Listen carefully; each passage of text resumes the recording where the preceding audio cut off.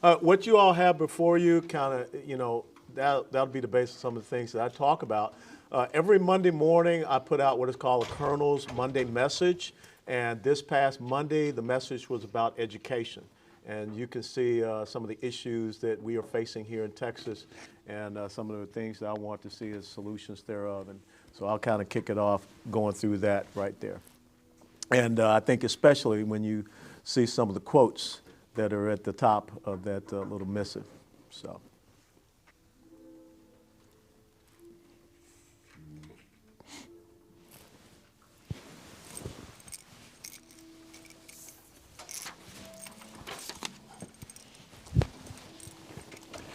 And as Doc Holliday said in Tombstone to Johnny Ringo, say when. Great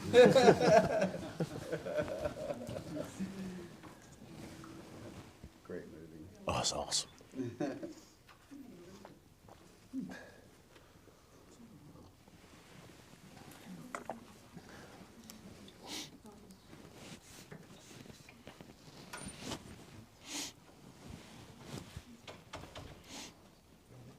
Oh, okay. Are you giving them a moment to read? Is that what? Yeah, they can look over that, but I'll go ahead and get started. And Ben, thank you so much for having me here, and I look forward to us having a great conversation about an important issue, not just for the state of Texas, for the entire United States of America. And thank you all for taking the time out of your busy Saturday morning schedules to be here. Let me just give you kind of a little bit about my background and why education is so important to me. Lieutenant Colonel Alan West, I'm running for governor here in the great state of Texas. And this month, 61 years ago, I was born in Atlanta, Georgia. My birthday was the 7th of February. And I want you to understand something. You're looking at a kid that was born 61 years ago in a blacks-only hospital. Not too long ago. And grew up in the inner city of Atlanta, Georgia, in a neighborhood that's called the Old Fourth Ward. It's a historic neighborhood in Atlanta because that's the same neighborhood where Dr. Martin Luther King Jr. was born and raised. That's the same neighborhood where Ebenezer Baptist Church is. And that's the same neighborhood where my elementary school was right across the street from Ebenezer Baptist Church. My parents made a decision for me. They could have just gone ahead and let me go to the two public schools that were there in our neighborhood, C.W. Hill and John Pope. But they made the decision that if I was to have the ability to enjoy the equality of opportunity that we have here in the United States of America, they chose to send me to Our Lady of Lourdes Catholic School. It was a small black Catholic school, like I said, right across the street from Ebenezer Baptist Church. And that got me on the path to where I am today.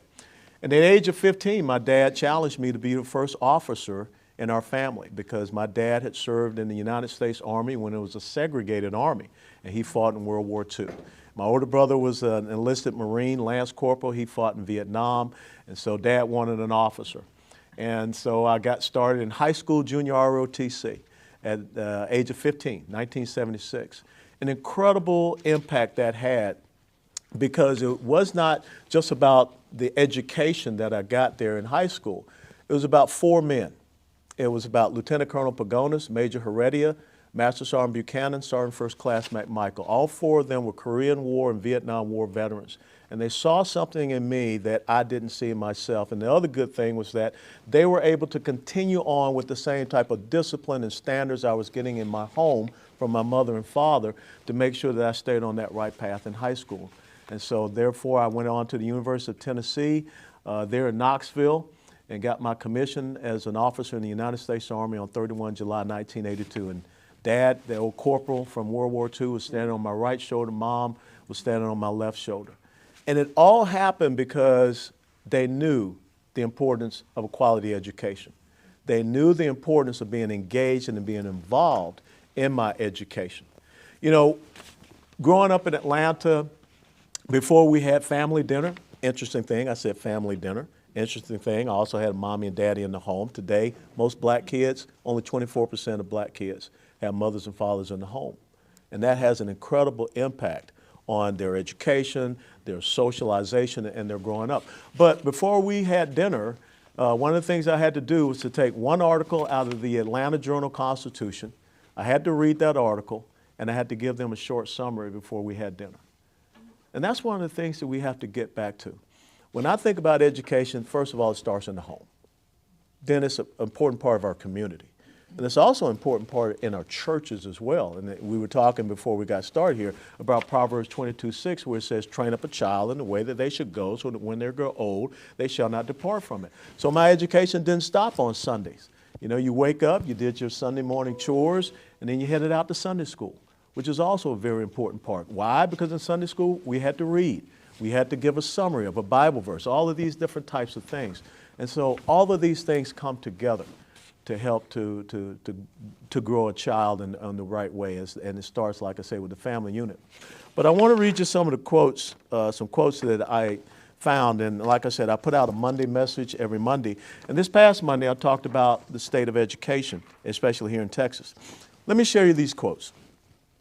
The state must declare the child to be the most precious treasure of the people. As long as the government is perceived as working for the benefit of the children, the people will happily endure almost any curtailment of liberty and almost any deprivation. That came from Adolf Hitler. Education is a weapon whose effect depends on who holds it in his hands and at whom it is aimed. That came from Joseph Stalin. Give me 4 years to teach the children, and the seed I have sown will never be uprooted. That comes from Vladimir Lenin. Education is free. Freedom of education shall be enjoyed under the conditions fixed by law, under the supreme control of the state. That came from Karl Marx. The first person that ever talked about state control of education, Ben, was in the Communist Manifesto, in one of those planks, and it was Karl Marx. Now, I'm not saying that I'm against public education. What I'm saying is that we are in a dangerous situation now in Texas and across the United States of America. When if you go back and you recall Terry McAuliffe when he was on the debate stage in Virginia, and he stood up and said, parents do not have a right in deciding what their children are being taught. It comes back to those quotes right there. And that's what we see happening right now. Parents should be able to choose and decide the best path for their children's education. And that's why I'm a firm supporter and believer in education freedom. But what I see happening now is more of indoctrination than education in our systems. And we've got to root that out. Because Ben and I sitting up here, because of his skin color, he's not a bad person. He's not an evil person. He doesn't oppress me. And because of my skin color, I am not oppressed. And I'm certainly not a victim. But if that is the type of philosophy that's starting to creep into our schools, that is being supported by funding from the government, then we've got a very bad situation that we're dealing with. And that's why I think it's so important that we have a discussion about education today. And here we are in Texas.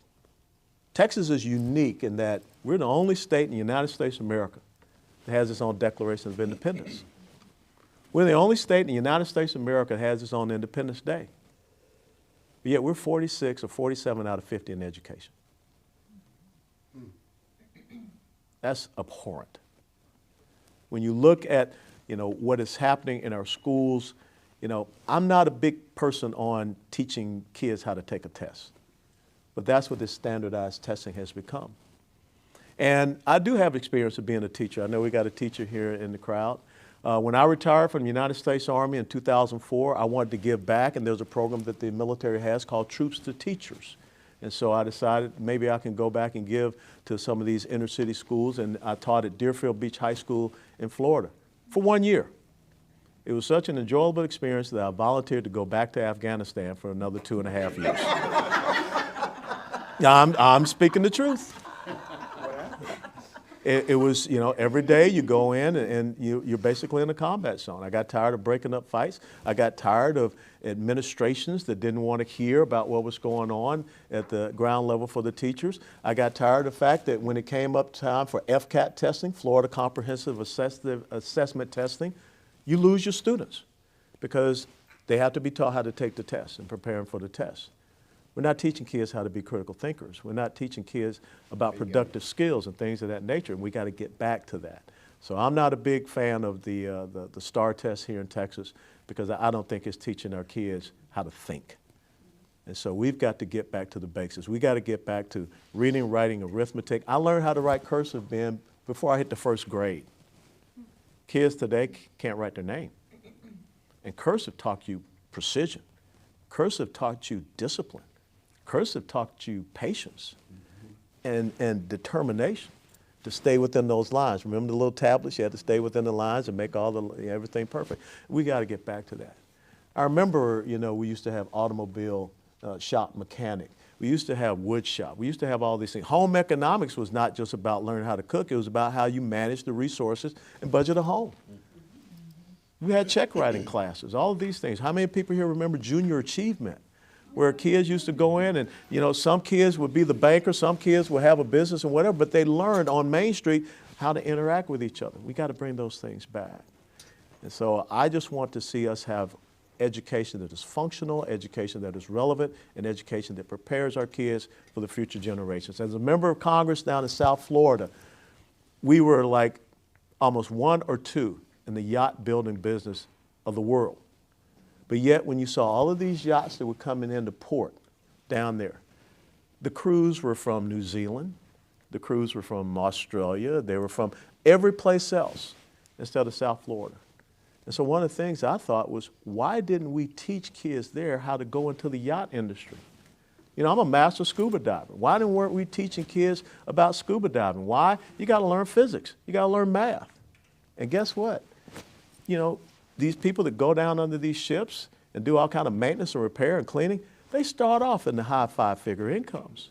So we got to get back to this functional understanding. Not every kid has to go to college, but every kid should have a productive skill. So those are my thoughts and perspectives on education.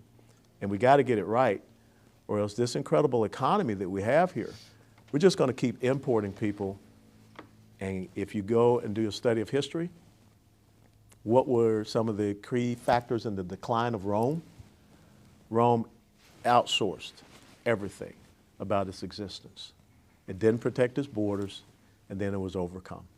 It starts with quality education. That's how we build for the future.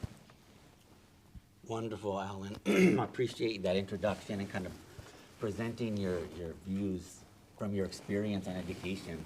I'll do a brief introduction and then kind of get our conversation moving along. So my name's Ben Cook. I'm the Executive Director of Education Unbound, and we're an education-focused nonprofit located here in North Texas. And really, our vision that I think we can all agree on is let's prepare students of today to flourish in the future. We consider education something that transcends politics. It's all about, can we all agree on this basic premise, that we want students to flourish? And how we get there, there's room for conversation, negotiation, and policy. But our objective for today is have this really meaningful, heartfelt conversation with you, Alan, potential future governor of Texas, and how we can work together, really, regardless of experiences. So I was a classroom teacher for about 10 years in public schools, and like you, got extremely frustrated with the system, with the restraints. Did you go back to Afghanistan? I did not go back to Afghanistan. I took a different route. So I left the classroom and became an entrepreneur in 2013. A fellow teacher and I, we left and became, maybe you've heard the term edupreneur, an educational entrepreneur. We think that's an important juxtaposition, actually. Part of the solution is entrepreneurial, innovative thinkers at the crossroads of education who can kind of pull education into new directions and new ways of thinking and operating.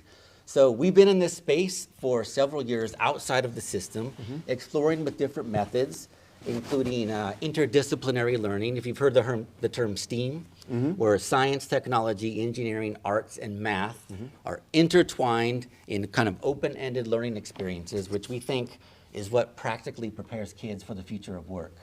So at Education Unbound, we like to look first at the future of work, look at the data, look at the research on what kind of world are we sending these students into, then looking backwards, how do we prepare them for that? And we agree wholeheartedly with you that standardized testing is not the way to prepare open-minded, critical thinkers who can solve the problems of the future.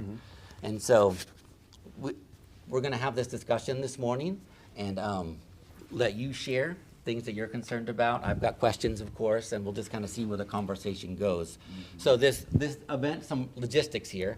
We're being live streamed here, and we have 2 microphones. So Alan has a fixed mic right there, and when you're ready to ask a question and engage, we're going to ask that you kind of walk up and stand at that end of this first row of tables, and I'll meet you there with the microphone so that we make sure that we capture your question clearly for the live stream listeners. Okay? And Alan, I'd love to open with a question. Like, we both had difficult experiences as teachers, right? It sounds like your environment was a little bit more harsher than the one. I was elementary school. You were in a different situation. Although if you look at, was it Arnold Schwarzenegger was kindergarten cop or something like that? I mean, those little kids can be rough too. Yeah, exactly. So my question is this. I'd like to open with this. I have been having lots of conversations with school directors, with principals, private, public, you name it, charter schools, and I've been reading the news, and I know that there is a massive shortage of teachers right now. Yeah. School principals don't even know how to find substitutes. They're consistently lowering the threshold of what it takes to be a substitute teacher. Alan, what do you think? How can we inspire young people to consider teaching as a viable profession in the long run? And in the short run, how do we solve this teacher shortage crisis? Well, let's talk about the long term. I think it's so important that when people go into this thing called education, they understand that it really is about education and that they see the focus is on education. Look at the numbers. I mean, all you have to do is look at the amount of money that the administrative side of education is making. I mean, when you look in Texas, you got superintendents that are making $200,000, $300,000, $400,000 superintendents. Some of these folks have little independent school districts with maybe, 10,000 students. But then you look at the teacher and what is the teacher being paid? One of the things that I tell folks always that there are 2 types of people that are important for the sustainment of a society. The people that teach it and the people that defend it. And if you think about those 2 groups of people, those are the ones that get paid the least. The teachers and the troops that you send out to defend your society. And so I think we got our priorities jacked up. And so when you look at the superintendents, all this money they're making, but yet the teachers are not. I mean, when I got out of the military, I mean, I started off as a teacher, I think like $35,000, $36,000. I mean, I had my retirement from the military, but I mean, how is that going to entice people coming in? But then, like I said, you look over and you got the district supervisor, you got that supervisor, you got the head of the, the ISD or whatever, hundreds and thousands of dollars. So we've gotten it upside down. So people don't really see it as a viable future. And then, of course, the responsibilities that we put on them is we're telling them to also be the parent. Well, we don't want them to be the parent. Parents need to be parents. Grandparents need to be grandparents. They need to be the ones that are instilling discipline and that type of thing with the student. When I was a kid, I would beg my teachers, do not tell my mom and daddy. Okay? That's the power that they had.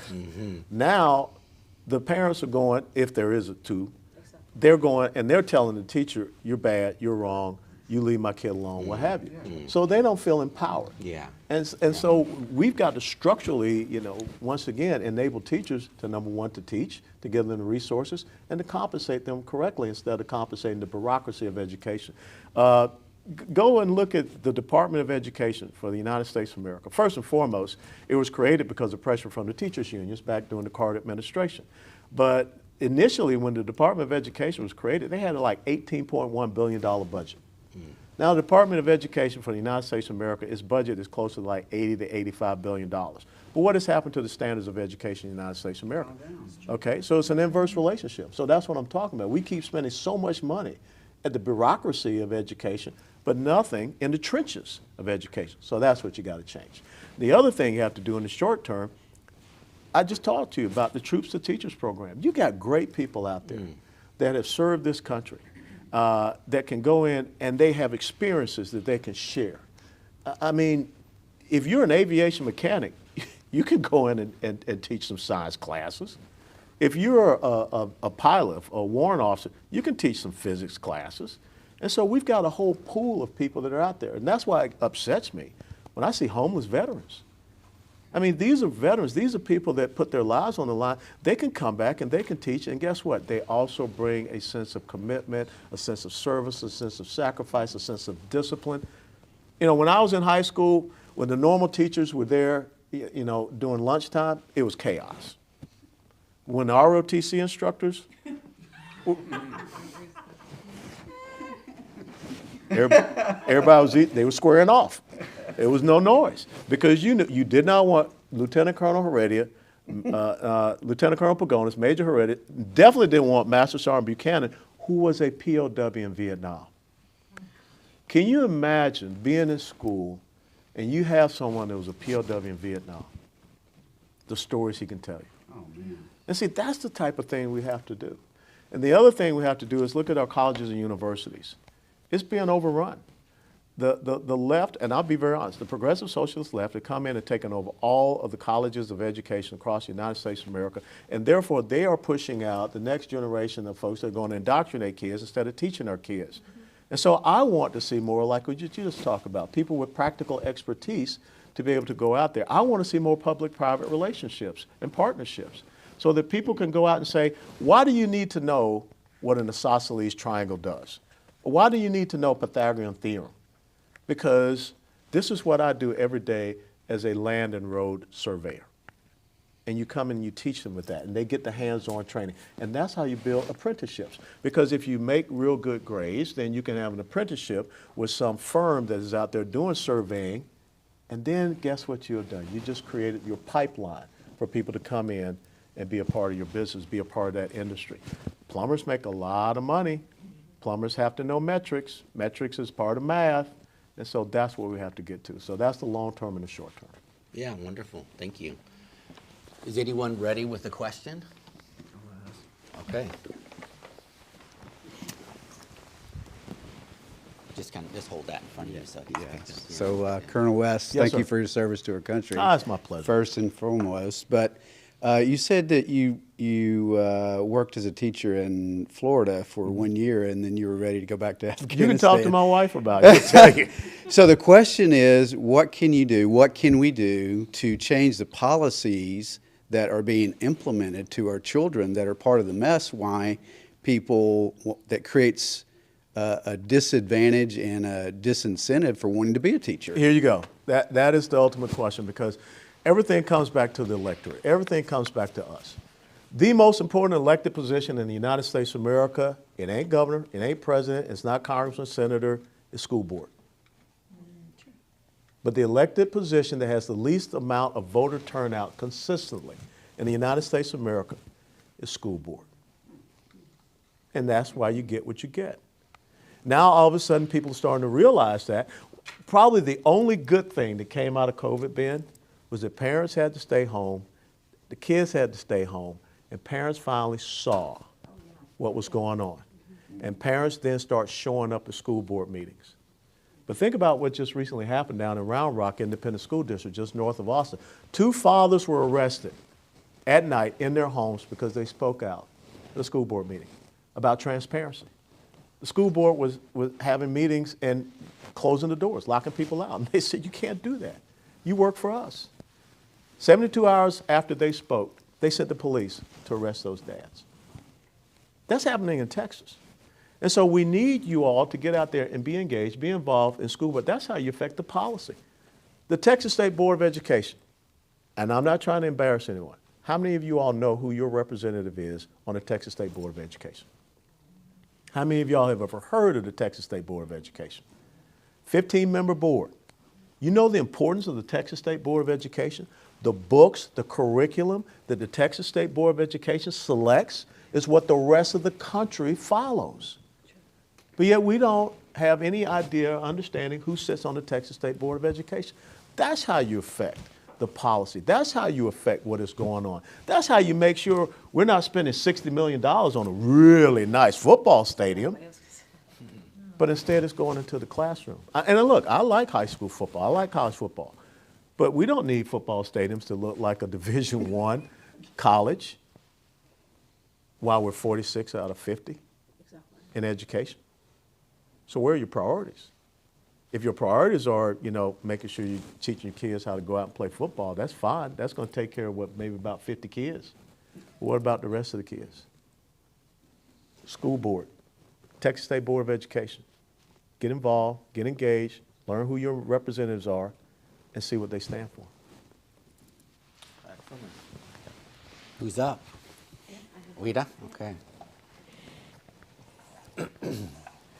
Thank you again for being here. This is a great conversation. Yeah. Well, I have a question. As you know, schools are receiving a lot of funding from the government. Yes. But that funding is not going to the student. And it's going to, as like you just mentioned right now, enhancing football fields or other fields. And obviously the student is not as a priority. So how do we make sure that we have that transparency where that money is going to the student and not to enhancing brick and mortar? Yeah, and that's one of the things that just recently happened with the COVID relief fund. Some of those monies went to brick and mortar on colleges and universities. And in the little missive that I wrote there's a thing called the Elementary and Secondary School Emergency Relief Funds, ESSER funding. And this is money that came down from the federal government for COVID relief. But 20% of that has to be earmarked to what is called social emotional learning. That's the indoctrination stuff. And so Texas has been taking this money, but $2.4 billion of that has gone to SEL. And so again, we got to make sure that if we are accepting money, then it has to go to the right place, the priorities thereof, and not go to with the strings that the people are trying to, with their ideological agenda, push forward. What was SEL? Social emotional learning. And I know we got a teacher back there. She's just dying to talk about that. And when you really look at it, our kids are being data mined. I mean, you don't want this happening. And you talk about social emotional learning. That's my job as a parent. Your job as a teacher is exactly what Ben just talked about. Science, technology, engineering, arts, math, reading, writing, arithmetic. But all that other stuff belongs to parents. And so, again, coming back to those quotes that I read, we see a usurpation of the roles and responsibilities of the parent in many of these schools, and they're doing it by the hook of here's money, but this is what you got to do in order to get this money. And so I will tell you as governor, I mean, we will look at everything that comes down from the federal government, and we're not going to be accepting those dollars if it has strings attached. And first and foremost, also, the federal government does not have any enumerated duty or responsibility in education whatsoever. The Constitution of the United States of America, Article 1, Section 8, lists the 18 duties and responsibilities of the federal government. Education ain't in there. And remember what I said, we had health, education, and welfare. That was the government agency. In the Carter administration, the teachers' unions pushed Jimmy Carter to split them out. And so from that one government bureaucracy, all of a sudden we got three new ones. We got HUD, Health and Human Services, Department of Education. Yes, ma'am, I see. She's itching. You ready, Kelly? So I just was wondering. Wait, Kelly. I'm sorry. Yeah, come up here, yeah.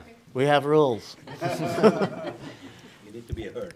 So first of all, let me just say that I totally connect with you. I'm a conservative Christian. I'm a teacher. My dad was in the Air Force. I feel like you and I have so much in common. My husband's uncle is a retired 3-star general in the Air Force. Like They were smarter than I. What she's trying to say is that they passed the IQ test that I failed, okay? And on that note, I've taught gifted and talented for 16 years and taught in the general classroom for And so- 6 and more. I'm not gifted and talented. Me either, but don't tell my kids that. But I do want to ask you about social emotional learning, because as a teacher for so long, there was a lot of research that came out a few years ago. Probably, I came across the research on growth mindset in about 2015, and at the time, at the time I was teaching at a very low income school and at a very affluent school, 2 very different populations. And what I found is they had one thing in common. They felt like their ability was fixed. What they were born with was what they had. And anytime I would put something challenging in front of them, I would have some kids in my class who wouldn't even attempt it. And so the research that I started reading was about teaching kids about their brain and how they have control over their own learning. And I'm wondering, because that is a part of social emotional learning. In fact, my principal at the time came in my classroom and she said, everybody needs to know what you're teaching your kids. Because I was kind of in there thinking, I don't know if this is part of my curriculum, but my kids need to know this because they don't attempt hard things. And that, at both levels, the affluent kids were afraid to be seen as a failure. My younger, or my less affluent children thought that they couldn't because they just never had. But they could. And so when I taught them about their brain, my classroom changed. And we came up, or I found an acronym that says fail is a first attempt in learning. And that kind of became our theme in the classroom, is we are pushing ourselves to failure. And so my principal came in and she's like, all kids need to know about their brain. And that's my philosophy too. We started a company on the side. We started meeting after school and kind of like Ben, and actually Ben and I taught together. But we started a company called 3G Strong, and we teach kids to have growth mindset, grit, and grace. And we think those are really the three components to success. And as a conservative Christian, my business partner and I say that neither of us is the CEO. God is our CEO. We pray about everything. We are not critical race theory. We are not teaching anybody that they are not capable. Mm-hmm. And so I'm just curious. But we're talking two different things. Because what you're talking about is what my dad taught me. Mm-hmm. My dad taught me that you find out what the standard is and you exceed it. Mm-hmm. And remember what I said, there's some things that start in the home, but there's some things that can be fostered in the community or in the church, and that's what you're talking about. But what I'm talking about with SEL, I'm talking about a dedicated endeavor coming from corporate entities to come in and mess with our kids' minds. And a curriculum that does that, and a curriculum that data mines them, and curriculum that builds up a database on our kids. That's not what I want to have. But you're talking about encouraging our kids to make them believe that, number one group, you're not a victim, you're a victor. I don't have any problems with you teaching kids that they're victors. So I guess I'm asking, when you talk about social emotional learning, you're putting some of us conservative Christians that are trying to, like, you laugh, but like we're like, what is our mission? Well, we're trying to save the world. Like, we're trying to change the world and what kids believe they're capable of, and develop the executive function skills and the gritty kind of things that your parents taught you and mine drilled into me. And so those are the things that are missing in education, but those are also things that are missing from teachers. And so we created a program that teaches teachers and kids through stories, and we had counselors come in behind us and create activities that back up the behaviors that teachers are seeing in the classroom. And right now, having been at home for 2 years, we're seeing behaviors in kids that are so far behind. And so for me, the research on SEL shows that there's an 11-point increase with social emotional learning being put forth at a school. When we did 3G Strong at our campus, the after-school care program came to us and said, we don't know what you've done, but your kids are so much kinder to each other and so much more respectful. So I'm wondering, at the basis of all academics is behavior. You cannot teach in a classroom where kids are fighting. You cannot teach in a classroom where kids don't know they can learn. So if we take out SEL, what are we going to do? Well, I'm not for SEL that comes down from a corporate entity. But again, what you're talking about is recognizing a need in your classroom and developing a strategy that works for your kids in your classroom. I got that. I understand that. That'd be just the same as when I'm a commander and I've got 600 troops. And I got to figure out what is the best means by which I can bring this entire organization of 600 together to be able to deploy and to be able to fight. And I've got to look at this soldier may have this issue in his home, and that soldier may have a different issue at his home, and I got to figure out how to deal with that. But it is not about a higher headquarters coming down and saying, this is how you're going to bring all of your kids, or this is how you're going to bring all of your entity together. I'll give you a great case in point. We had to do this thing called consideration of others training. That was during the Clinton administration, where we all had to break down at platoon level, 30 to 35 troops every Friday, and there had to be a report, and we had to sit down and we had to go through vignettes about our feelings and talk about how we deal with each other. That's very artificial. That doesn't get to the essence of what has to happen. You know how you get to the essence of what has to happen? You get out there and you talk to your soldiers. You talk to your kids, and you understand that they may have different experiences, and you understand how you can, mitigate some of the problems in those experiences that they have. Like you just said, you got one group, the underprivileged, and you got the overly privileged, but they do have a commonality of issues that are there. But no one from on high can come down and deal with that. And so that's what my concern is, that someone up there at some top level is getting paid a lot of money to come up with this thing, and they're pushing it down on folks, and it's not going to work. So I would rather empower you at your level. No, I'm serious. I would rather empower you at your level. You're in the trenches to be able to deal with these kids one-to-one, case-by-case basis, instead of some cookie-cutter approach. Part of the reason that we came up with 3G Strong, though, is because we felt like in my classroom, I may have the skills to teach these students about growth mindset and about developing grit, the executive function skills, and about developing empathy and kindness for each other, and understanding that, and we talk about everybody wears an invisible backpack and you can't see what's in it. Sometimes their actions tell you a little bit, but you got to meet everybody where they are and give everybody grace. And we found that not all teachers had those skills, and so the curriculum then provided a way for teachers to learn those skills along with their students without putting one more thing on them. And that's called best practices.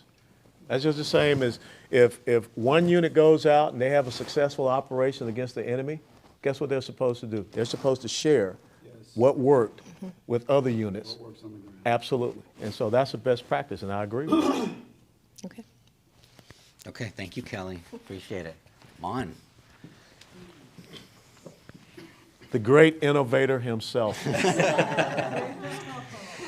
Well, changing the topic a little bit to actual experiences that we're going through. As you know, we have technology companies and we're helping innovators in the space. And we're finding a lot of difficulty finding people with the right skills today in 2022.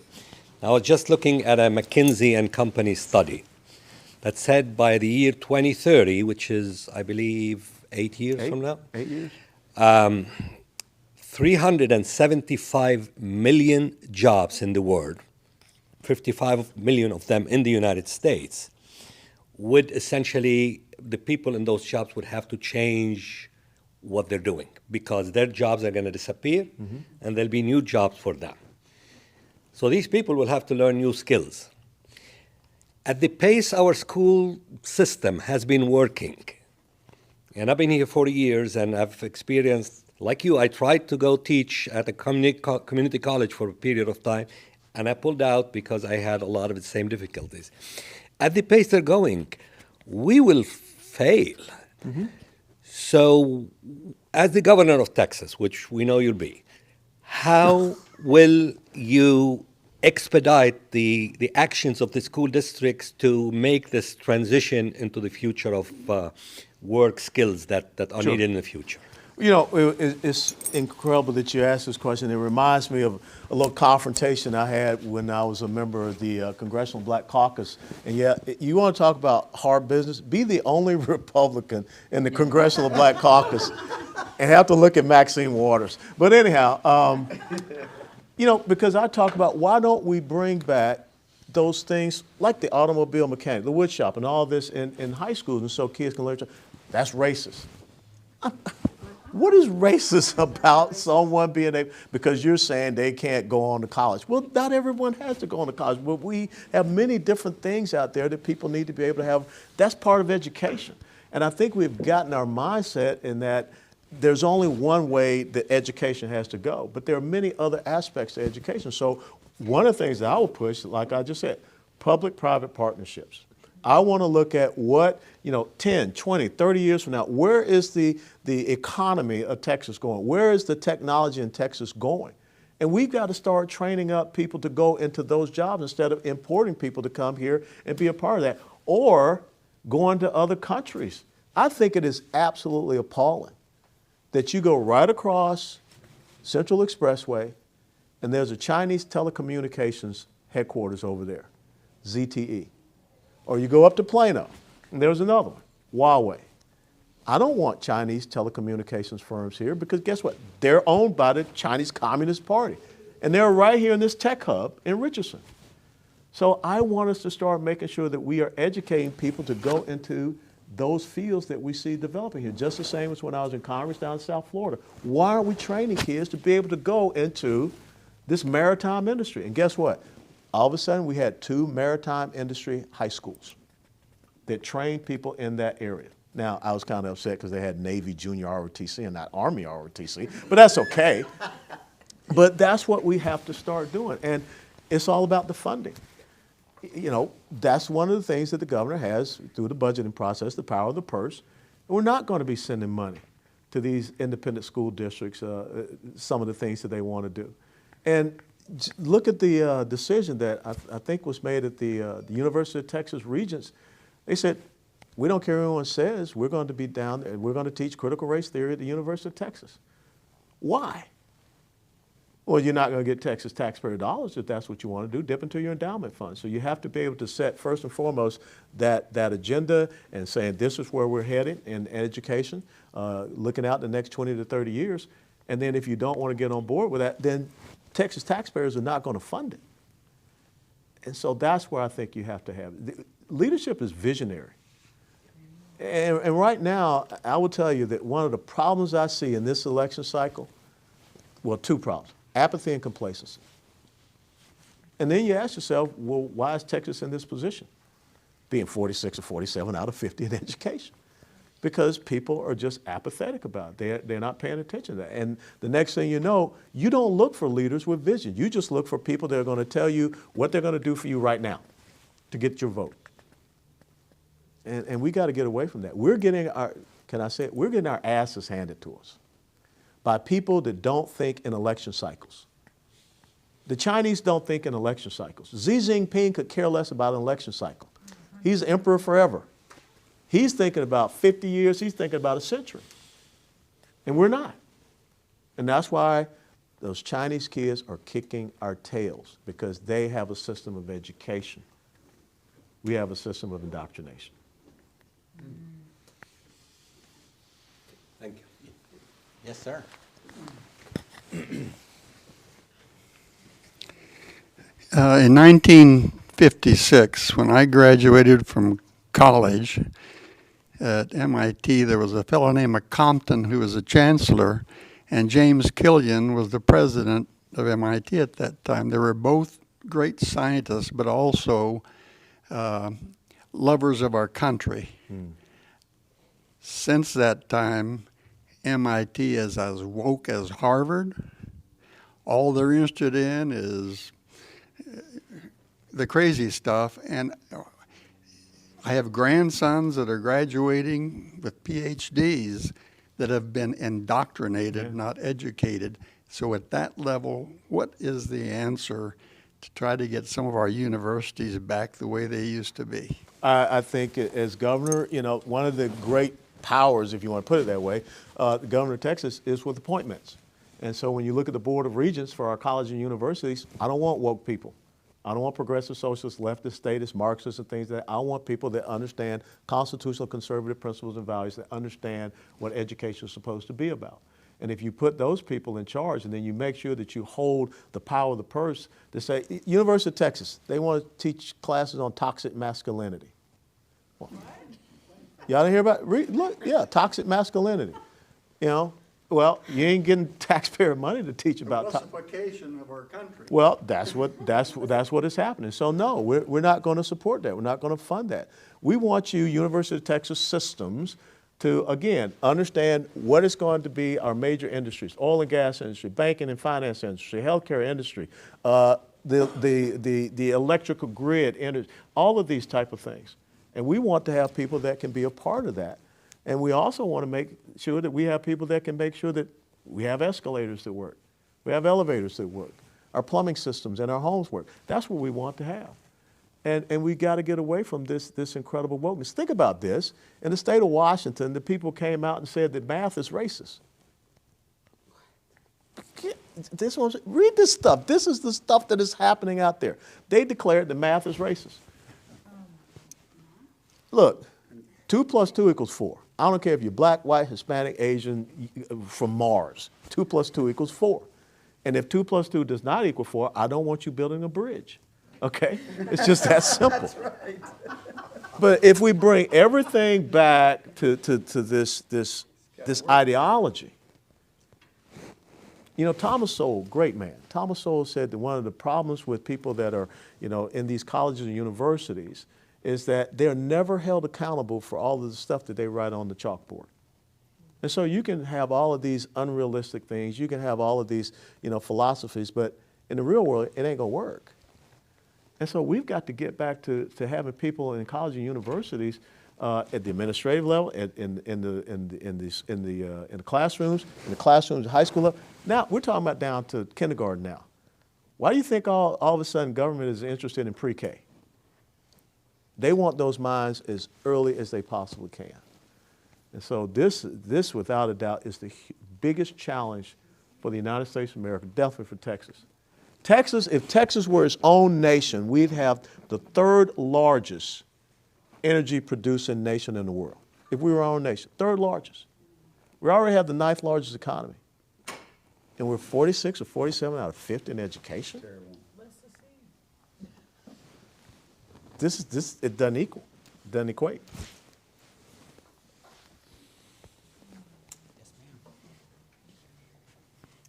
I possibly have 3 questions. I can only take it one at a time. The harp music stopped playing, so I don't have this this intellectual stimulation. I mean, get the harp in here. You have to be careful, you know. She's in the building as well. Yes.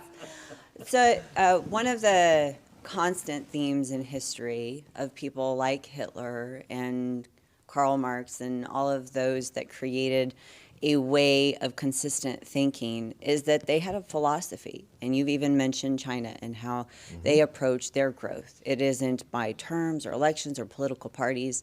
But in the United States, we seem to get lost in the idea of freedom, which creates chaos. What would be your agenda for education? What is your philosophy that you would like to see the state of Texas endorse for education? My philosophy is that education, a quality education, opens the door to equality of opportunity. It enables a kid like me, born in a blacks-only hospital, to be sitting here before you today.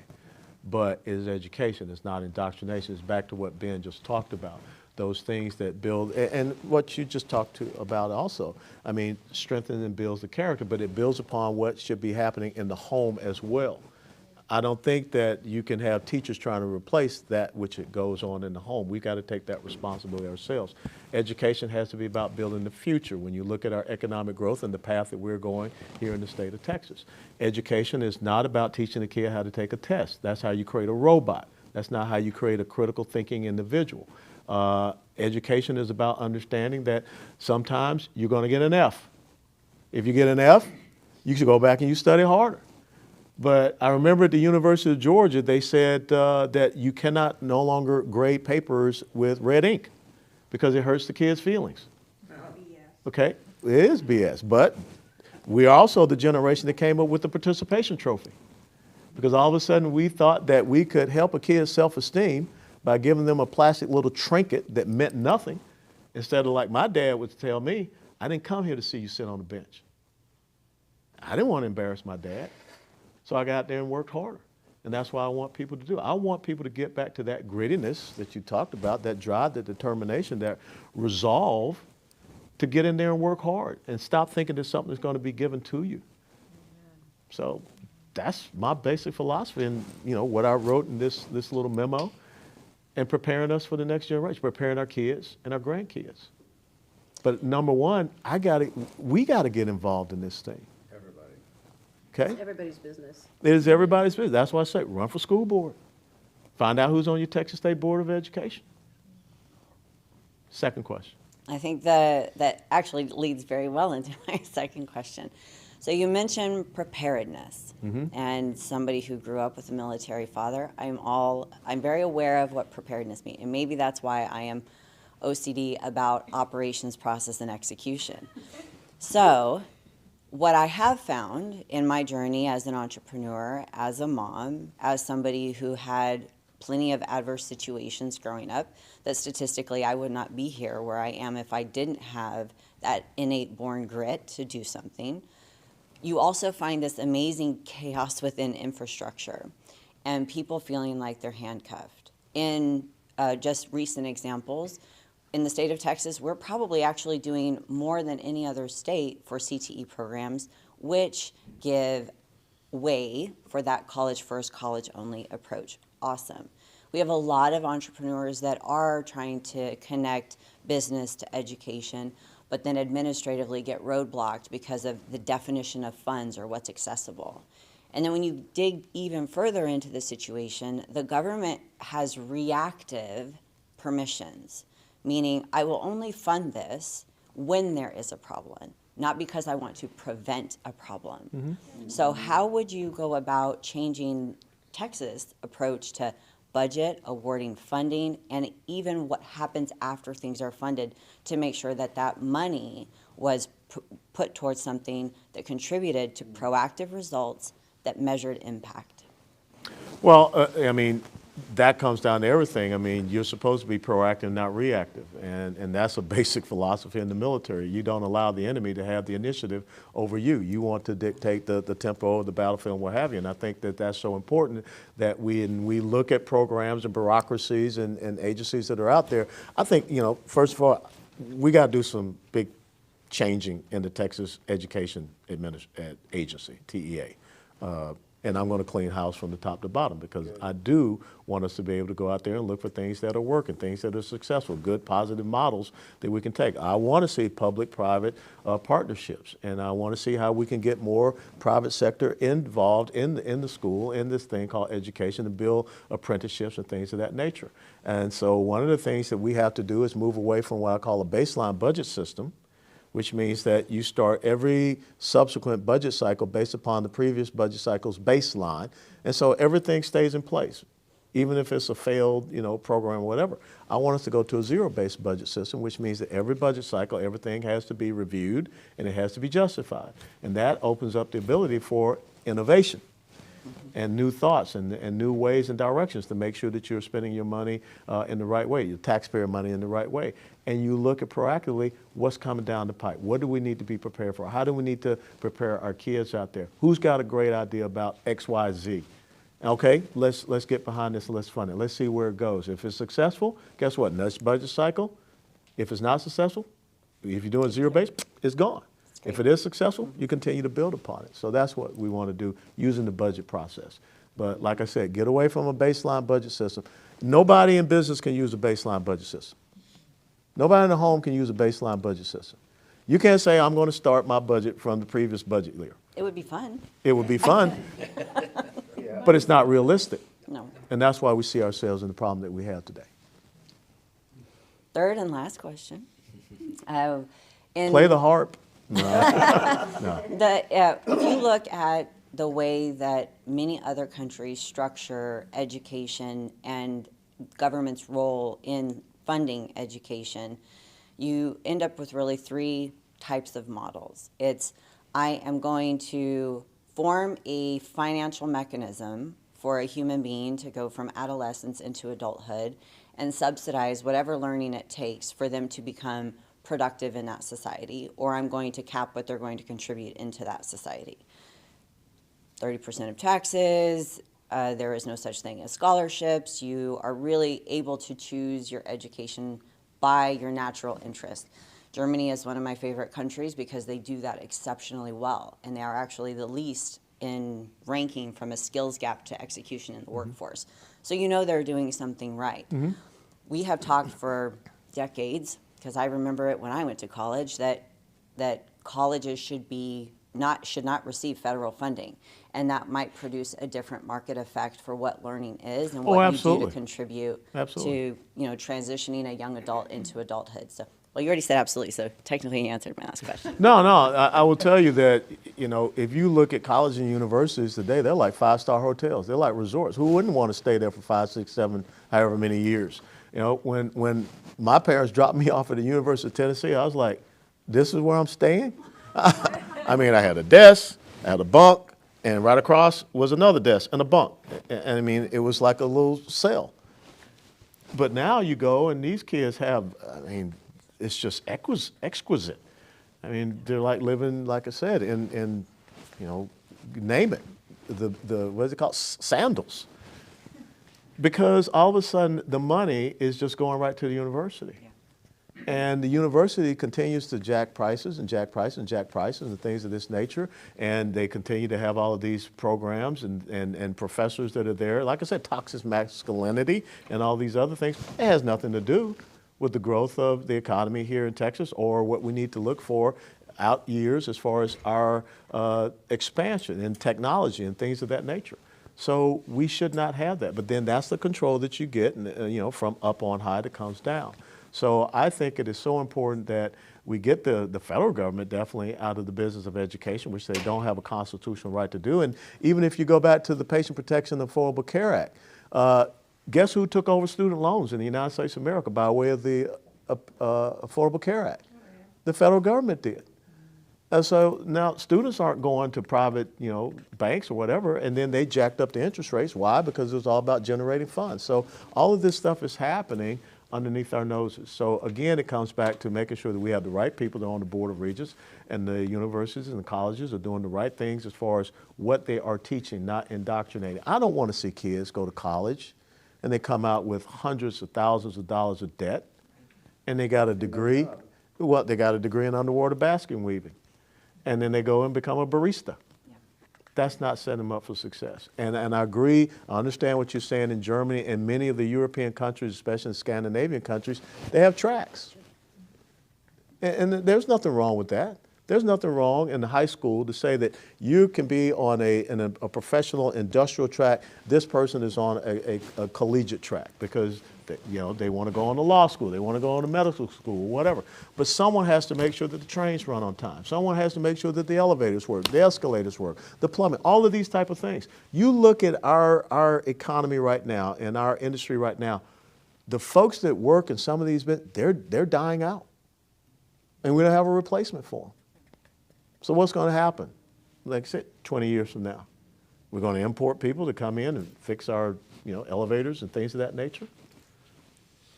We got to do better. And it's not racist to say that. No, it's survivalist. Yeah. Thank you. Thank you. Bibiana. Well, thank you so much for this amazing opportunity. Thank you, Ben, and I'm super inspired with all the women entrepreneurs. I'm also an educator who's an entrepreneur. Yep. And so that brings me to a conversation. I love what you're saying about the relevance of education, the functionality of education, but the part that I really, really love is what you're saying about preparing us for the future. Yeah. And that's exactly what education is all about. So in naming those skills, and you said it many times, kids not always have to go to college. That's something that it's happening, it's a reality. We wish it wouldn't be that way, but it is happening. So within those skills that prepare students for the future, where do you see bilingualism? How do you support programs in the state that are going to provide those skills of language for students to be able to do well? In the world, we look at the pie of bilingualism in the world, 65% of the world is bilingual. But when we do that in the United States, we're a little bitty tiny bit. So what are we doing in Texas that can help us to bring more bilingual people? Well, I often tell people that I'm bilingual. I speak Southern and English. Okay, so, But you're absolutely right. It's so important because when you sit here and you look at Texas, and like I said, if Texas were its own nation, we'd be the third largest energy producing nation in the world. So we should be producing, consuming, and exporting our energy resources. Instead of us sending our troops over to Ukraine, guess what you should be sending? Liquefied natural gas. And so if you're going out and sending liquefied natural gas, and Port Arthur is the largest exporter of liquefied natural gas, and we should be making sure that we can have young men and young women that understand biochemistry and all these things that deal with the oil and gas industry. But we also need to be training them up in the languages of where we want to export our energy resources. That's how you undermine Vladimir Putin. You don't tell him he can have a Nord Stream 2 pipeline. You go to all those countries over there and say, we got oil and gas. we'll sit down, we'll talk to you, and we'll figure out, how we can go into contracts and we can provide that to you. And let's train up our kids to be able to go out there and speak in those respective types of languages. I don't want them to go to OPEC and have to beg and things of this nature. And so I think it's so important that we look at where we can have burgeoning new markets for the goods and services that come out of Texas, and we start training our kids up in those languages. I believe in a classical education. Some people like teaching kids Latin. I don't know, it's a dead man's language, but I mean, it sounds real good. But I think we, again, need to be functional and say, where are the key languages that our kids need to learn and be able to speak, and for the sake of Texas, so that we can engage with them. Yeah, go ahead. And for the sake of Texas, exactly, the bilingualism here, it should be what you were saying all the time, reading, writing, arithmetic, all of that in 2 languages. And here, obviously, the population that's growing the most is the population that speaks Spanish like I do, and I know Ben speaks Spanish real well too.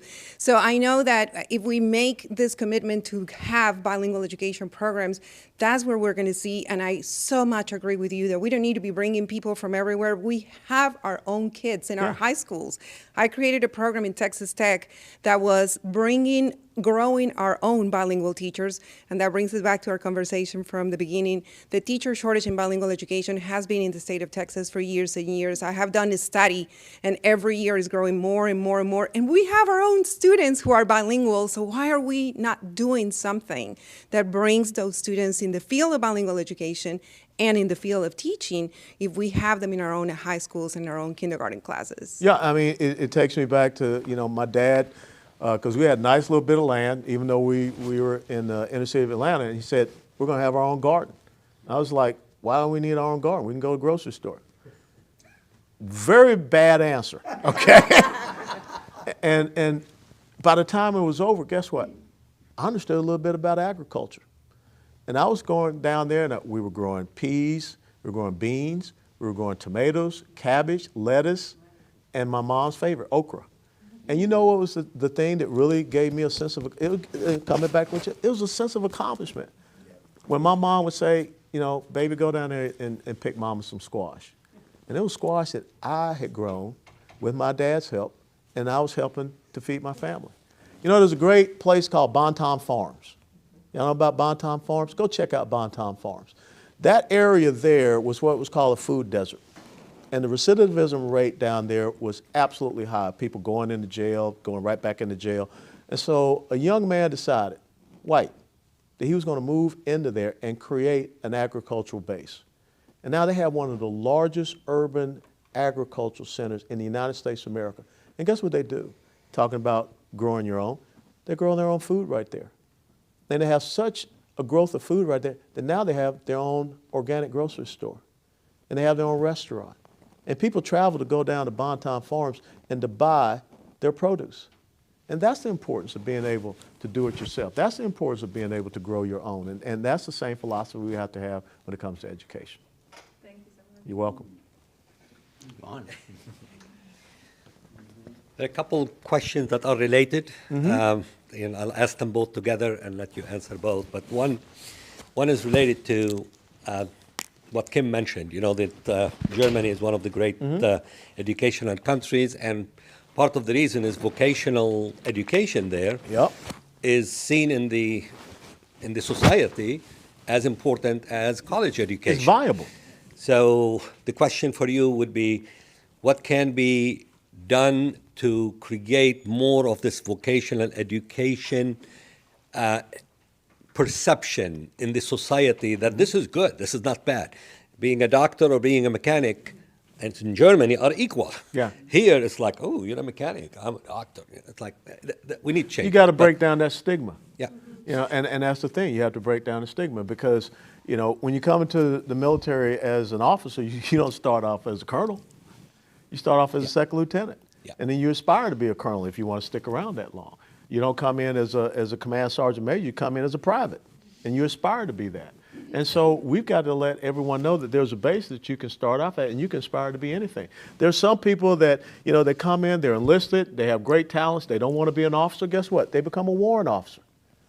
And they can fly helicopters as a warrant officer. And so there are many different ways, but we got to break that stigma. And so that's one of the things that I have to do is get out there and talk about that and break that stigma to say that we want people that go out there and they become productive members of our society to make sure that, like I said, the trains run on time. You know? And one thing to keep in mind, Colonel West, in that today with all these universities around, they're promoting being a university grad, and there is no vocational institutions out there to counter that. So you've got a humongous influence that you've got to be in college or you're nobody. The second question I have for you is regarding the voucher system in Texas. Today, and you talked about how badly the money going to education is being used. It's got to follow You know, student. on administration, on brick and mortar, not on the student. And you talked about wanting to do something to change that but obviously what you mentioned is you're going to cut the budgets for those non-performing schools. Our fear as a nonprofit for education is that may stop there, and then the end result is now education has less money going into it. Would you be willing to commit to increase the education funding in the state, but funnel it in a way where it goes to the right schools? Absolutely. And you can do that. One way to do that maybe is through letting the students vote where they go. Well, the thing is, you know, you reinforce success. And so when I'm talking about cutting the funding, I'm talking about independent school districts that they want to go out and indoctrinate kids. They want to have a curriculum that is not about promoting the advancement of the child. I'm not going to support that with Texas taxpayer dollars. I do believe in education freedom. And I believe that the parents should be able to make that decision and the choice where they want their kids to be able to go. And I think the competition is a good thing. You know, the problem is that when the government is out there, there is really an unfair competition between the government and the private sector. Why? Because in the private sector, you have to generate funds by producing a product, and you have to look at the profit margins thereof. If the government wants to produce capital, how do they produce capital? Taxes. They raise taxes. So that's an unfair competition. So the public schools out there, they can just sit back and be mediocre because they say, we don't have to worry about the capital because it's always going to be funneled to us. Well, you need to compete for that capital, just the same as everyone else has to compete. And so therefore, that's why I want to see your standards increase, and I want to set these standards. I want to tell you this is where we're going to take education, and if you can't be on board with that, then we're going to make sure that parents can go to the place where they can be successful for their children, because that's the bottom line. Look, we got to break the stranglehold of the teachers' unions. I mean, that's one of the big things that's killing us. You know, the AFT and the NEA. Yeah, AFT and NEA. Randy Weingartner, that's one of the most powerful women in the United States of America, the head of the teachers' unions. And that shouldn't be the case. It should be the parent, but she don't care about the parent.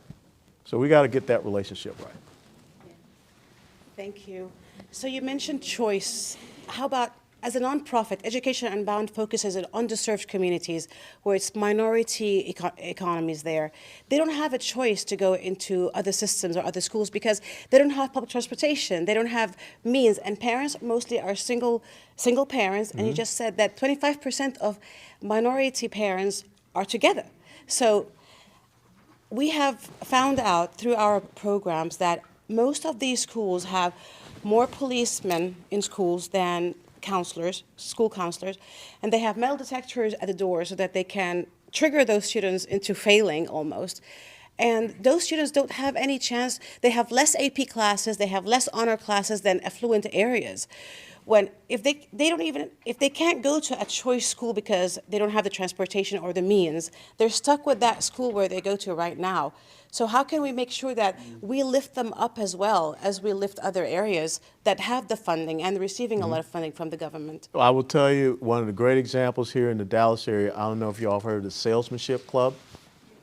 Salesmanship Club is a great example of what we need to do.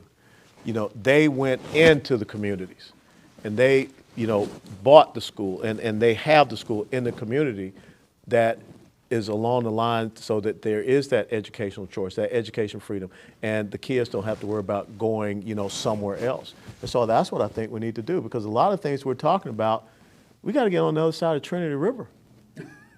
Okay, and we don't. Okay, we sit up here and we talk about all these things, but, you know, like Derek, I forget his name, but the guy who started Bonton Farms, He moved into that community. In Segoville? Oh, yeah, okay. Yeah, Bonton Farm, not Segoville. No, it's got down that, yeah, you know. I know exactly But he moved into that community. So that's what we need to do, is to move into that community. And that's what the Salesmanship Club has done. They meet, their school is right there in the south side of Dallas. And this is private or as opposed to government? No, this is private. I mean, they saw a need and they created a solution and they fund that solution. They're the guys that put on the Byron Nelson. And the funds of the Byron Nelson, it goes to that school. And so Byron Nelson is a pretty, big golf tournament. But they saw that need and they came up with that solution. So they took the solution to where it was needed. Right. Instead of saying that, the kids need to try to get on a bus or train and come up to Plano or wherever. No, go to where it's needed. That's the model of Bonton Farms. And that's what I'm saying. That's such a powerful model that we have to do. So the model has to be changed. You go and you plant yourself right there. And guess what? When they see that in the community, then you get to change the attitude. And that's what we have to do.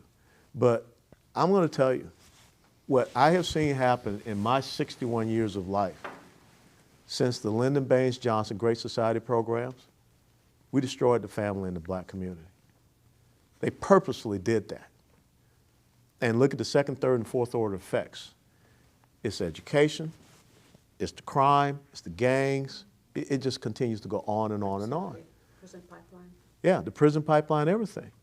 Because, my dad wouldn't have allowed me to go out the house with my underwear showing. It just wouldn't, be a knot on my head. It just wouldn't have happened. And so they have purposely done that. And so, again, remember what I said starting off. Education and all these things, they start in the home with the family. And so we've got to talk about how do we restore that traditional nuclear family.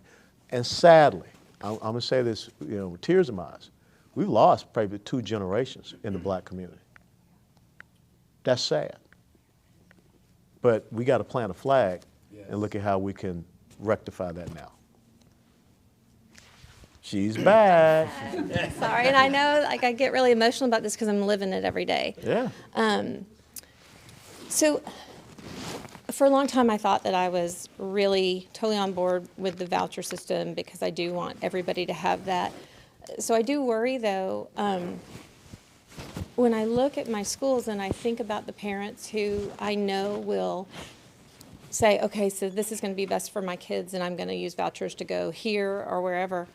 There are the kids that we're having behavior problems with and the kids that don't have parents like you and I had that would go and fill out the form and do all the things and get involved with the school.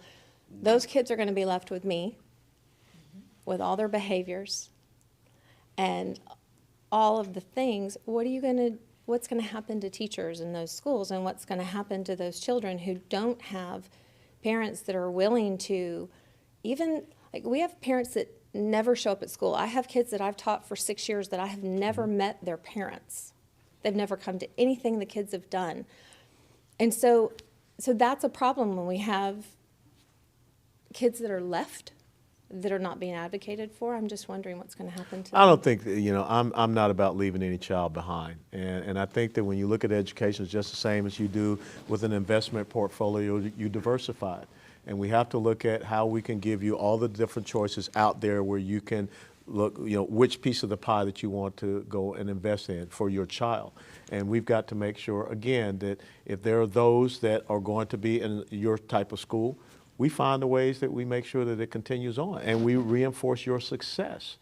But we've got to challenge some of these status quo schools out there to continue to believe that the money's going to continue to flow to us, no matter if we're a D or an F school. If we're not going to change our model, then parents need to have the ability to find a better model. That's what I'm talking about. Would you like to know one thing that I think would be a huge Sure. impact on elementary school? What? Less kids in the classroom. Okay. When you put 23 bodies in a classroom that yeah, are all on yeah. different levels and you expect a teacher to teach all of those levels at once, No, you that can't. is hard. And that doesn't seem to be where a lot of districts have put their money. So I don't know. And what did you just come back and Yeah. say? Where a lot of these districts put their money. Yeah. So run for school board. Okay? That's the level where you can make the impact on the policies that are happening there, and also you can make an impact on the budget that is there. And so I'm telling you, you know, and I'm saying this with all my heart, too often we look at someone in government to solve all the problems. Yeah. And when you do that, you cede over power to a person that's sitting as the president, the governor, or whatever. Instead of us looking at what can I do in my little sphere of influence, and get out there and run for school board, and be on that district school board, and put the pressure on the superintendent. And therefore, if you have the charge of the school board and the school district, then you can turn to the superintendent and say, why do you get $300,000? Why are you getting $400,000? Why are we building this new football stadium in the school district when we got these kids over here that are suffering and failing? Because I can tell you, you go down to South Dallas, what do you see on the billboards all over the place? Alcohol. Congratulations, the Oak Cliff High School state football champions once again. It's all about that. Okay? But you don't see anything about congratulations, Oak Cliff High School for the valedictorian, or for, you know, how many kids, you know, Yeah. got academic scholarships. Having worked in a school like that, though, I will say the only way we could get parents to school was to do some sort of athletic competition. See? That's There you what go. we could get them there for. And And- then we could pull in And this is the a other sad stuff. thing. And this is a sad thing, because why? Because we have a society that is teaching these parents that the only way that their kids can get out of this situation, and the only way they can get out of the situation, is my kid run fast, my kid throws the ball real good, my kid shoots the three-pointer, and then mama get a big house and everything like that. Instead of mama saying, you know, why don't you be good at math and physics and get an academic scholarship? So again, it's a mindset. It's a model that we have to change. We do have to change mindset. And I can't do it by myself. I can be the living example of it, coming out of an inner city, being born in a blacks-only hospital.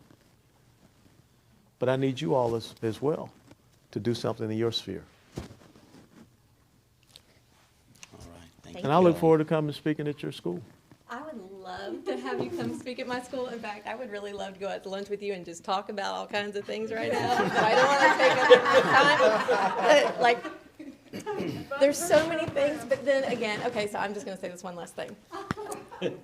Having the same values that you do, the only thing I want to really get through to you is SEL is the learning of social and emotional skills. It is not critical race theory. That But is not- what some but people are not trying to coming lump down critical from up race on theory. high. I know, I'm just telling you, but like if you look Oh, at see, now she went to the social woman emotional thing. learning, I'm just telling it you. is- It is about teaching kids to have self-awareness, social awareness, self-regulation. It is about relationship skills. I do see that some, and I haven't seen it in Texas to be real honest, but I'm in a pretty conservative district and own a very conservative company. In fact, we sell our curriculum to parents too. We are not one that hide what we do, and so we have districts using us, but we also sell to parents too. So I think maybe we're just the conservative answer to SEL, but critical race theory is a different animal than what I know. social emotional started as. And so anybody who's putting critical race theory into a social emotional program, it worries me that social emotional learning is getting lumped in with that, because that's not what it is. It is about teaching children to come to self-actualization and realize that they are capable of things and who they are and what they believe, and that their actions are in line with their beliefs. And so I want you to call it critical race theory instead of SEL on your paper. Maybe change the name. No, I think, Because no, it really, it's not. what you're talking about is character building. You're talking about Well, values. it's more than that, because character building is kindness, but teaching kids who they are, the growth mindset aspect, that is. But that's part of your character. Well, it is part of your character. It but is. It's It's part of your character. too that can be developed. And why SEL is so needed is we have parents that aren't like. But see, this the one, left who has taken over that word. It's just the Well, same. that's why I'm saying It's let's just the same. It's just the same. No, it's just the same. It's just the same as if you go out and say capitalism, people are turned off. But if you say free market entrepreneurship, people, they accept that. Or you say neoliberalism. So it is lexicon. It is language that we have to understand. And I'm all for us having a conservative response to something, but there are things out there that they have taken the language over. You know, and we've got to be. So maybe they are at fault, because we've seen when we run camps for the underserved and children with trauma, we've transformed them from children who were going to commit suicide at age 7. Age 7, we've had Camp Katie, where we serve in Lancaster, Sigerville. It's a prison pipeline there. We've seen children come around from age 7 wanting to commit suicide and couldn't interact with anyone in the classroom, a camp of 30. In 6 weeks, they were able to engage, collaborate, communicate, be creative. And that's because we hired teachers who were experts at social and emotional learning. They teach ethics and the way to communicate and collaborate. And we teach, they haven't seen self-regulation in their home. yes, exactly. And so we teach them to stop and think and No, then they haven't act. seen And- discipline in their home. You know, one of the things that. And if they have Well, I seen know, but discipline, they- it hasn't been but they haven't positive seen it- discipline. But they haven't seen it in their homes, they don't see it in the communities. One of the things that because when I was in Congress up there in D.C., you know, I asked some folks, when was the last time we went to a neighborhood or community in D.C. and just took kids and took them on a walk on the Appalachian Trail? Outdoors. And think about that. You take kids on a walk on the Appalachian Trail. You give them a backpack with some you know, provisions. They got a tent. You give them some food, but they're going to have to prepare it. But the thing is that you're taking them away from that environment where all they see are drug dealers, gangs, shooting, and whatever. And you get them out there and they see that there's a beauty to the world. So when was the last time we took some of those kids? And you took them out to West Texas, to Alpine. And you let them spend a weekend on a ranch.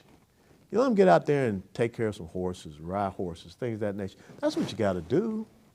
Or you take them out to, you know, anywhere. Take them out to a cotton farm and say, this is where your clothes come from. And let's talk about agriculture. Let's talk about how this stuff is grown. And that's what we have to do with these kids. You have to extricate them out of this toxic environment and show them something better. As a teacher, how am I supposed to do that? Well, as a Because governor, there are all no, kinds of no. rules. But see, it's Are you not. changing those? It's not just as a teacher. Is how do we again work with all of these different not-for-profits and organizations out there, and inspire them to do that? And again, that's an emphasis that I can make as a governor. Is that get these kids out of these areas, take them down, take them fishing, take them hunting. You know, you can earn a scholarship to Texas A&M University to be on their shooting team. And guess what? You can be in the Corps Cadets, and you can go on and become a commissioned officer in the United States military.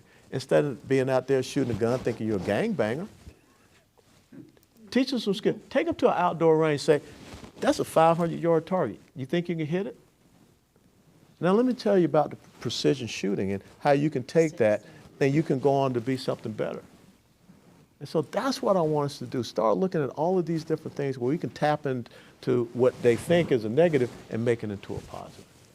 What do you think about underserved communities and schools? They have basic, hardly the 3 R's, hardly. And now we want to take them on excursions, and they don't have this funding. So this is where Salesmanship Club does it. No, but this is where the teacher has a job. Yes, we're Yeah. not saying a teacher is a parent, but they come from such dysfunctional families. Prison, drugs, and the child is having to become that adult so quickly. When a teacher is with that child day in, day out, and they form a relationship with that teacher as the idol for them. So when she or he has that skill to guide that child through social emotional learning and through building character and whatever we want to name it, they have really made an impact on that child, because we're not necessarily labeling that child as ADHD or something else, and then we drug them. See, so this is where I'm thinking that if we can just change the way we think about this acronym, because it has transformed those students that come with trauma. And we've seen that evidence in our work. And the kids who come with trauma are the ones who are stopping the learning in the classroom. The ones, and not just trauma, but the ones who have behavior issues, who don't have that self-regulation, who can't focus. And social emotional learning teaches mindfulness. Like at the end of every 3G Strong lesson, we breathe for a minute and just really focus on our breath, and that teaches attention. And that's part of executive function skills that kids have to have grit, is to be able to focus. And we teach them how to talk to each other. It's a positive modeling, and that's what they're not getting at home. And that's why social emotional learning, like I'm just telling you, it should not be lumped with critical race theory. Let's separate the two, because kids have to have that in order to have academics. And the research shows that their scores will go up by 11 points a child with social emotional learning. And we did a survey to a bunch of people who were in charge of an after-school care program, as well as teachers who were teaching. And after doing our social emotional learning program for a year, they all said they had much more awareness on how their behavior impacted their classroom. And so if you don't have a teacher that has self-regulation, she can't teach kids too. We are fighting what parents are teaching kids all the time. It's not, I don't think educators are the evil ones. I think they're sending kids to school that are really combative and don't have the behaviors that you and I were taught as kids. And so SEL isn't evil and teachers aren't evil, and school systems want to do what's right. I do think there's a lot of money issues. And not all school systems want to do what's right. Well, maybe you're right. No, I know the one that I'm in is looking to do what's right, and I think Texas in general, like it's pretty, I don't know, maybe I'm not out enough, but I do think it's a product of what we're getting, and the behaviors after COVID. Sure. Oh my goodness, and it feels like that has to be at the forefront, is helping teachers with behaviors and forming relationships and teaching those social skills so that kids can get along and follow rules so that we can teach. Colonel West, Yeah. so I think there's an issue of the policies that are being passed down through the NEA, through these national programs, through these federalized programs that have created this environment that you're talking about that's toxic. So we can't expect the teachers to perform miracles. I mean, God can do it if he wanted to. But she's a miracle worker. Weeda's a miracle worker in that when she has access to the student, she's going to make it happen because it's the magic of community, the magic of social network, right? So what are you going to do to stop these policies that are being forced upon these areas that have almost been manipulated to create voters that are going to vote for a dependent population and not an independent population? No, now you're talking about something that I can definitely deal with. And again, like I say, when you go back to the Constitution, it's very specific about where the federal government has jurisdiction or their duties, roles, and responsibilities. It has nothing about education. That is a state and a local level issue. But yet the federal government has come into it, and of course they're manipulating things by the way of the power of the purse. And you have to be able to push back against that. And so that's where we can say that, no strings attached. We're not going to fund this type of thing. And again, what you're talking about is at your local level. It's in your sphere. But that's not happening everywhere. And, huh? I'm trying to get it. Well, I understand that. I understand it. But the other thing is that what you just asked about, the things that are coming down from on high through the teachers' unions, through the Department of Education, is something that is not about education. It is about more along the lines of an indoctrination. And so we've got to reassert the state sovereignty in the issue of education and get the federal government out of that realm, that business, okay? Because they don't have business there in when it comes to education. But again, I'm going to tell you, you got to do your part.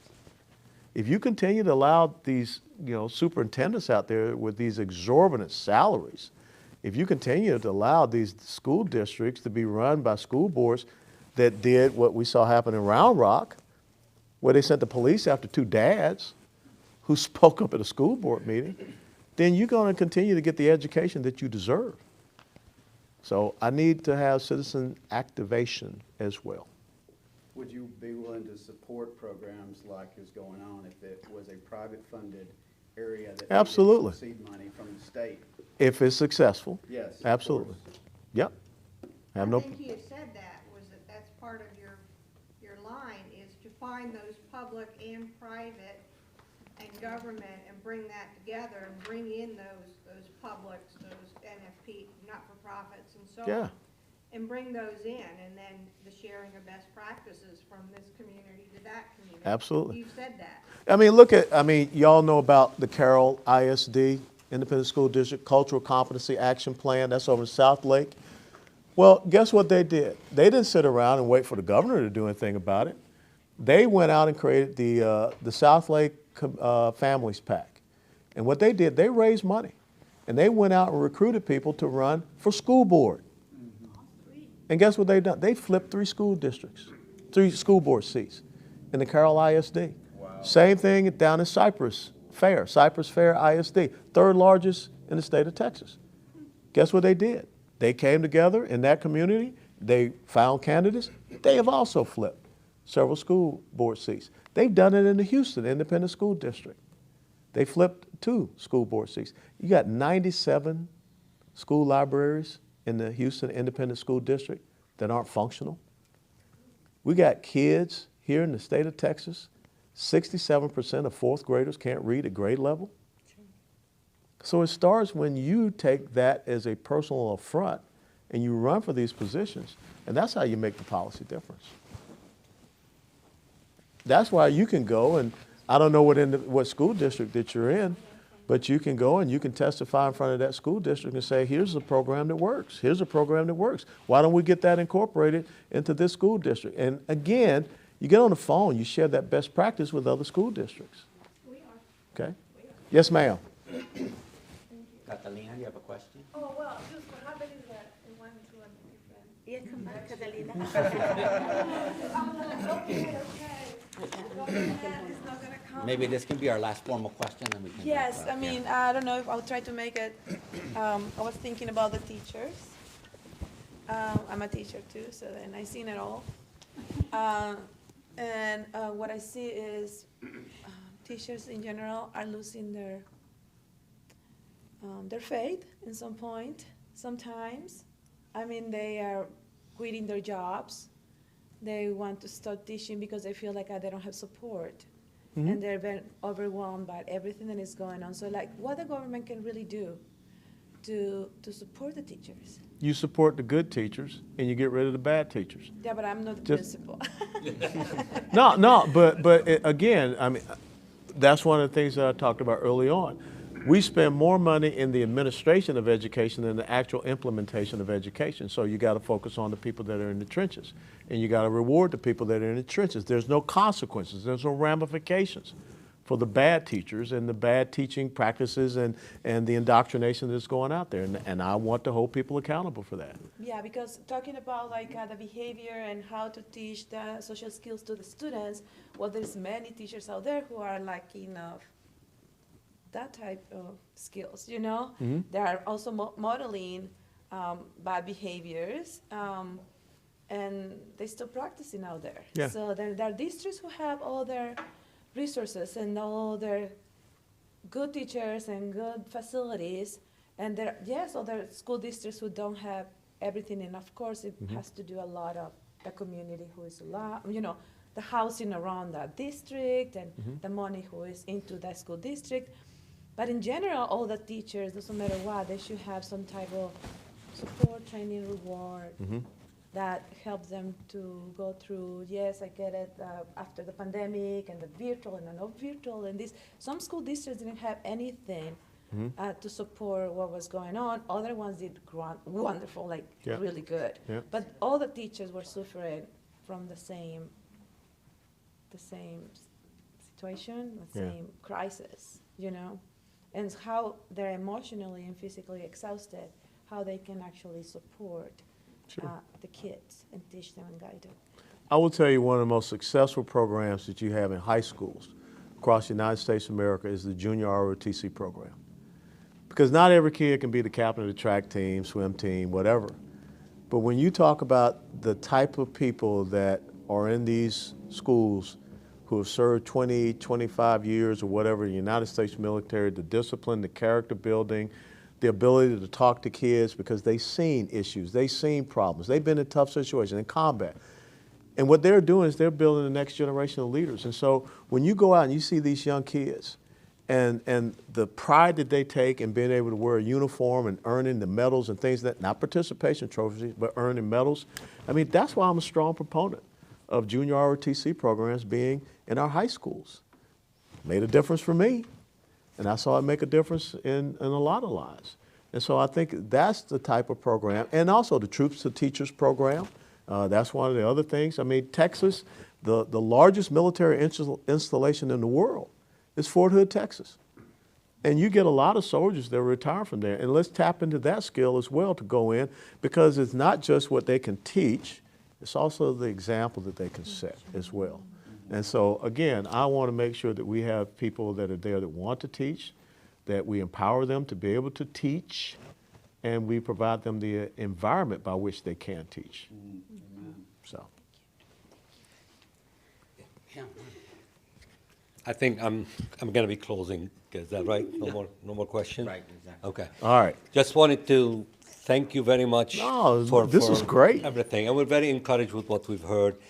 I want to leave you with a story, real story that just happened within the last year that is sad for education in Texas. But we addressed the reasons for it today, and I think you're on your way to change that. But Education Unbound, the nonprofit, had a lot of camps for kids in a very poor neighborhood south of Dallas called Seagoville, Lancaster. I know Seagoville, yeah. 70% of the population there are minorities, poor, you know. The camps were very, very successful. In fact, the school district reported back that the students that went to the camps went up how many? Three levels in their knowledge from a week of camp only. So the nonprofit partnered with great people from the area, and one of them was a school superintendent, one was a principal, very advanced and progressive, and went to Finland, went to Singapore, learned the best about education, and we submitted to the Texas TEA, Texas Education Administration, for an application for funding a school in the area. And in our budget, we had budgeted about $1 million of private funding to the school, in addition to the funding from the TEA. And we made it all the way to the final interviews. In the final interview, a lady on the TA board that was interviewing with us was attacking the school as if it was the devil. And I'm good with always when I hear someone talking, I go on LinkedIn profile to figure out, what's behind it. Well, it turned out that this lady was part of the Dallas School District. And Go figure, huh? Dallas School District, and she was saying, why would we need a school there? There's DISD there, and it's the most failing school district in Texas today. And this lady essentially shut down the whole effort. And the area lost. Yeah. Not only lost because we don't have a better school, but lost because, there could have been another $1 million coming into the school district. We need to change that. It's nobody is profiting from taking a school into a community like Seagoville, Texas. But the people that are preventing it are profiting because the money is going to them, their administration, and their bricks and mortar. Thank you very much. Well, once again, I would tell you that government is, and this is the term I use, it's a self-licking ice cream cone. Think about it. That's what it really is. They create their own ice cream and they lick their own ice cream themselves. And lots of times it's through the taxation, it's through these failed, agencies and bureaucracies. And I can tell you, TEA is already on the top target list for reform, and that's from the head on down. But this is the promise I make to you guys. Education Unbound. Okay, we will have a camp. I've got to know a lot of great people out there in West Texas and parts thereof.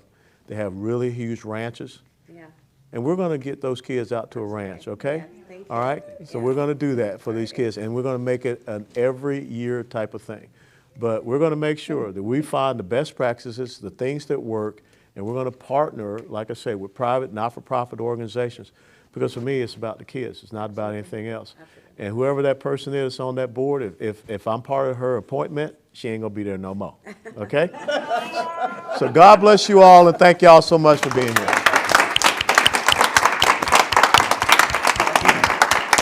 I want her name. Got it. Thank you so much. You got Thank it. you. All right, my pleasure. Thank you. Ben, Thank you, Alan. my Pleasure. honor. Really You got appreciate it. Yep. Yeah. Awesome, man. Oh, I I'll be do praying okay. for you. Thank you. Yeah. God keep you. Gonna pray you in, man. All right. Get out and vote. Yes, exactly. We wanted to share with them when is the, share with them voting. So when does early voting end? Yes, share with Early voting is next Friday. Can we share that with everyone? Yeah, you can tell them. Early voting in next Friday. Early voting, yeah. There's no Monday. Early voting is closed because it's President's Day. So yeah.